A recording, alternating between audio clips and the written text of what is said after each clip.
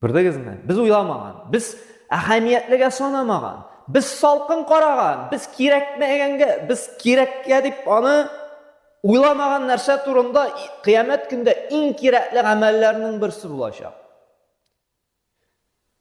Biz bu dünyada tırmış alıp bara kирәк. Dinimiz tırışlıkka çakıra. Yalqaулыкны сөйми, эшләде, кәсеп итте. Зур проектлар алып барды, максатлар куйды, ымтылды, эшләде. Әмма белде, шушы эшеңнең дә, гамәлеңдә иң өстен гамәле намаз. Dinimiz yalqаулыкка чакырмый, әмма үз вакытында гына туктап, шушы эшеңнең бер 10-15 минутын багышлады Аллаһка. Тормышыңда Аллаһны зикр итүгә, көнендә 5 тапкыр вакыт булырга тиеш, җәмәгать.